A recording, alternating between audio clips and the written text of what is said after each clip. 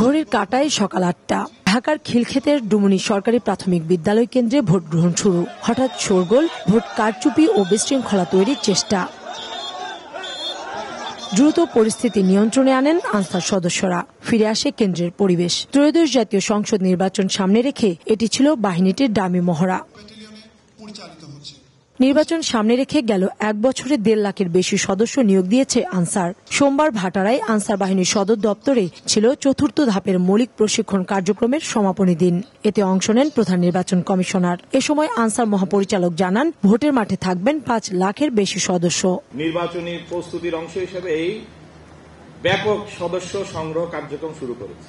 আমরা ১,৪৫,০০০-এর বেশি নতুন সদস্য গড়ে তুলেছি, যাদের প্রশিক্ষণ লক্ষ্য এবং উদ্দেশ্যই ভিন্ন ছিল, আগের মতো ছিল না। কারণ কিভাবে তারা দেশের জনগণের সেবা করবে, দেশ রক্ষায় কাজ করবে, দেশের দুর্যোগ সহ দেশের বিভিন্ন পরিস্থিতি মোকাবেলায় কাজ করবে, সেই প্রশিক্ষণ লক্ষ্যগুলো নিয়েই তারা তাদের মৌলিক প্রশিক্ষণ করেছে। সুষ্ঠু নির্বাচন আয়োজনে রাজনৈতিক দল সহ অংশীজনদের সহযোগিতা চেয়ে সিএসি বলেন, ভোটের দায়িত্বে নিয়োজিতদের উপর নির্ভর করছে দেশের গতিপথ। বাংলাদেশ এখন খুব একটা সংকটময় মুহূর্তে দাঁড়িয়ে আছে।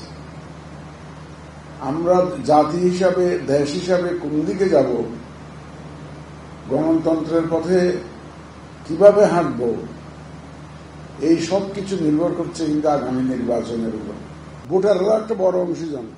সুতরাং ভোটার, রাজনৈতিক দল, আমাদের সাংবাদিক ভাই বোনেরা, বিভিন্ন বাহিনীর লোকজন সবাই মিলে প্রত্যাশিত সুন্দর নির্বাচন জাতিকে উপহার দেব। দেশ জুড়ে আনসার বাহিনীর নেটওয়ার্ক কাজে লাগিয়ে অপপ্রচার প্রতিরোধের আহ্বান জানান সিএসি। কাউসার চৌধুরী কুমু, সময় সংবাদ, ঢাকা।